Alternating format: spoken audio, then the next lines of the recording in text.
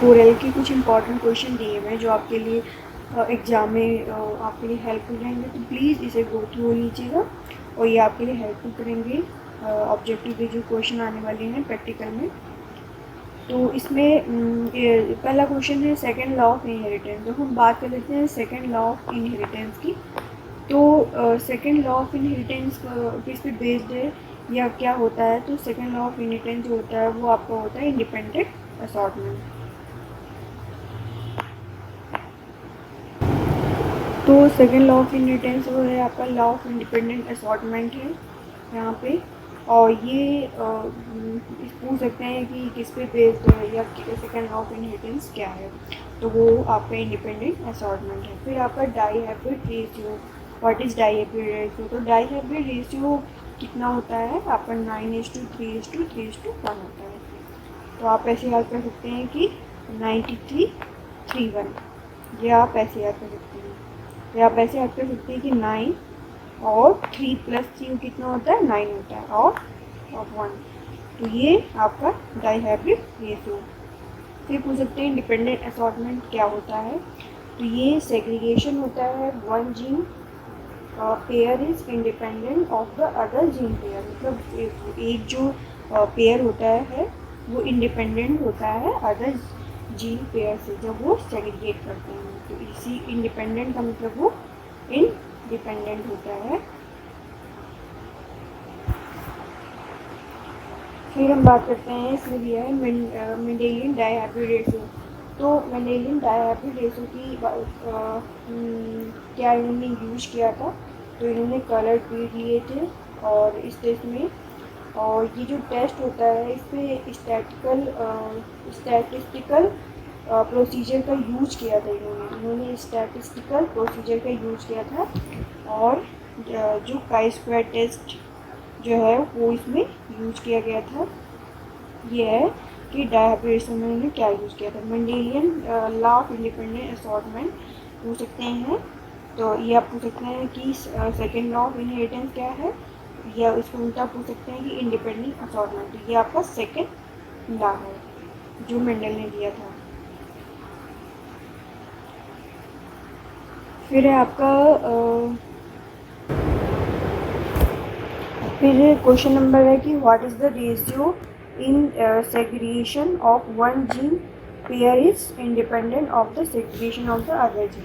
मतलब यहाँ पे आपसे सिंपल क्वेश्चन पूछा गया है कि जो इंडिपेंडेंट सेग्रीगेशन होता है ऑफ द अदर जीन का उनका रेशियो क्या होता है? तो वो होता है आपका 3:1 × 3:1 होता है।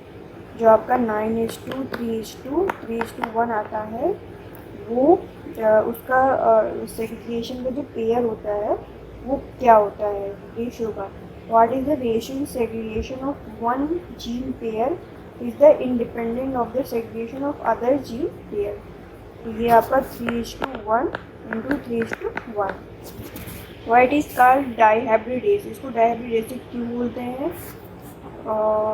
क्योंकि इसमें डायहाइब्रिड रेशियो इसलिए बोलते हैं क्योंकि इसमें 2 पेयर ऑफ कॉन्ट्रास्टिंग कैरेक्टर जो होते हैं सेग्रीगेशन होता है उनका one gene pair is independently वो अलग हो जाते हैं of the segregation of the other gene pair. इसीलिए इसको हम डायहाइब्रिड रेशियो बोलते हैं। और यहाँ पे ratio of the phenotype in F2 generation of dihybrid cross जो आपको पूछा गया है वो है 9:3:3:1। फिनोटाइप रेशियो जो होता है F2 जनरेशन में ये आपका जो वहाँ पे डायहाइब्रिड रेशियो का ये रेशियो जो है आपसे पूछ सकते हैं फिनोटिपिक रेशियो क्या है। तो ये आपका फिनोटिपिक रेशियो है। फिर इसमें पूछ सकते हैं कि जीनोटिपिक रेशियो क्या है। तो फिनोटिपिक रेशियो अलग होता है और जीनोटिपिक रेशियो अलग होता है, ये आपको ध्यान में रखना पड़ेगा। तो ये इसका रेशियो जो बताया था डायहाइब्रिड रेशियो में जो जीनोटिपिक रेशियो होगा वो आपका 9:3:3:1 होगा। लेकिन आपका जो जीनोटिपिक रेशियो होगा वो आप सिंपल से याद कर लीजिए 1:21। उसके बाद फिर आप 1:21, फिर आप क्या करेंगे 2 बार 1:21 के बाद 2:42। ये देखिए वही सेम आ गया। बस इसमें क्या हो गया है कि आपका 1:21, 2:42 121, ये आगे पीछे हो सकता है। तो आप ऐसे याद रखिए 121, फिर उसके बाद 242 और 121, 120 1 to 1 सॉरी 1 to 1। फिर यानी आप ऐसे सिंपल भाषा में याद कर लीजिए 121, 242, 121। तो ये आपका हो जाएगा फिनोटाइपिक रेशियो।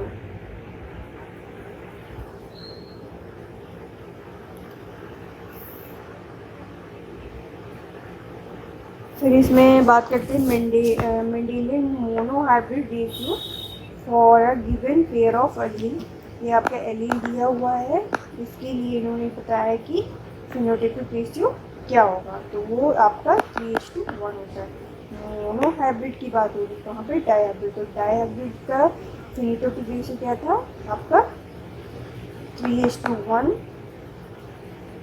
और क्रॉस सॉरी आपका 9:2, 3:2, 3:1, ये आपका डाइहाइब्रिड हो गया। मोनोहाइब्रिड का आपका 3:1 हो जाएगा। ये आपका फिनोटाइपिक रेशियो पूछा है। और जीनोटाइपिक रेशियो यहाँ पे 121 था, वहाँ पे 121 आपको 2 बार था, 121, फिर उसके बाद 242। ये आपका डाइहाइब्रिड का, ये आपकी मोनोहाइब्रिड का है। तो आप ऐसे याद कर सकते हैं। फिर इसमें कौन सी वैरायटी यूज़ की जाती है, जो मेंडल ने कौन सी वैरायटी इसमें यूज़ की थी, तो गार्डन पी पाइसन सटाइबम उन्होंने यूज़ किया था। फिर बात करते हैं डोमिनेंट। डोमिनेंट क्या होता है कि जब इसमें 2 लाइन विथ कंट्रास्टिंग कैरेक्टर वे cross tall cross short to produce F1 generation are the portion were of one phenotype which was the same as one of the parent। इसमें कहने का मतलब है कि यहाँ पे जो कंट्रास्टिंग कैरेक्टर दिए गए हैं कैपिटल टी स्मॉल टी, यानी ये इसमें से एक जो होगा वो उसके ऊपर डोमिनेंट हो जाएगा, यानी वो अपने आप को एक्सप्रेस करेगा। तो ये कैपिटल टी में आप देख सकते हैं कि टी यहाँ पे डोमिनेंट है, कैपिटल टी। तो दोनों में जो कैपिटल टी है, यदि हम बात करें कैपिटल टी, तो यहाँ पे कैपिटल टी स्मॉल टी, तो कैपिटल टी जो है वो डोमिनेंट है दोनों में।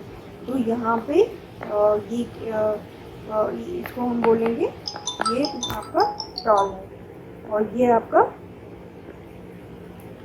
जो है ये भी आपका क्या हो जाएगा, ये आपका टॉल हो जाएगा। सॉरी यहाँ पे शॉर्ट लिखा है, ये भी आपका हो जाएगा टॉल, ये भी आपका टॉल हो जाएगा। तो यहाँ पे ये क्या है, डोमिनेंट है। डोमिनेंट का मतलब होता है कि वो एक कैरेक्टर दूसरे कैरेक्टर पे स्मॉल टी पे ये डोमिनेंट है। ओके, तो ये हो गया आपका डोमिनेंट। फिर इसमें बात हो रही है रिसेसिव। रिसेसिव का मतलब होता है कि वो अपने आप को एक्सप्रेस नहीं कर पाता है, यानी यहाँ पे कैपिटल टी स्मॉल टी, ये स्मॉल टी यहाँ पे अपने आप को एक्सप्रेस नहीं कर पाएगा।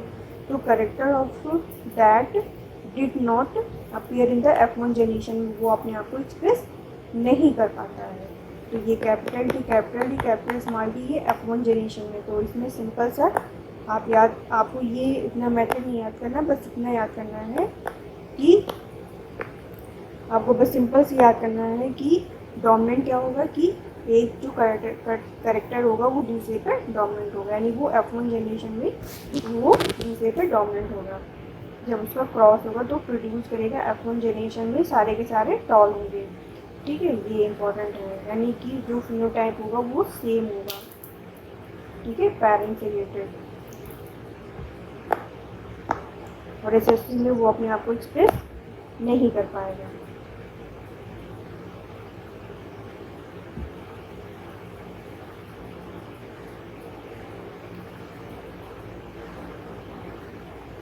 फिर यहाँ बात करते हैं हेट्रोजाइगस और होमोजाइगस। हेट्रोजाइगस और होमोजाइगस की बात करें तो कैपिटल टी स्मॉल टी ये आपका हेट्रोजाइगस मतलब डिसिमिलर, और कैपिटल स्मॉल टी यदि होगा तो वो आपका होमोजाइगस होगा। फिर यहाँ पे बात करें F2 phenotypic ratio in monohybrid, वही फिनोटाइपिक रेशियो आपका क्या होगा 3:1 होगा। F2 जनरेशन आपका मोनो हाइब्रिड में जीनोटिपिक रेशियो कितना होगा 1:121। बस सिंपल याद कर लीजिए 121। मोनो हाइब्रिड में 3:1 121। और ये आपका ये आपने दिया है, ये आपका इसका सिंबल दिया है कैपिटल डी। ये जरूरी नहीं है, आप बस सीखने याद करिए कि 121 होता है आपका जीनोटिपिक रेशियो। ये आपका 121 आपका जो है वो जीनोटिपिक रेशियो होता है। ये आपका 121 क्या है, जीनोटिपिक रेशियो। ओके, वो नॉलेज की हमने लिख दिया आपके, तो आप इसका स्क्रीनशॉट ले सकते हैं। आप मेरे वीडियो को सब्सक्राइब एंड लाइक कर दीजिएगा और कमेंट्स कर दीजिएगा कि ये कंटेंट जो है आपके लिए हेल्पफुल है या नहीं, आपके एग्ज़ाम में पूछे जा रहे हैं कि नहीं, जिससे कि मुझे लगे कि हाँ जो मैंने वीडियो बनाया है वो आपके लिए हेल्पफुल है। Thank you for watching my videos.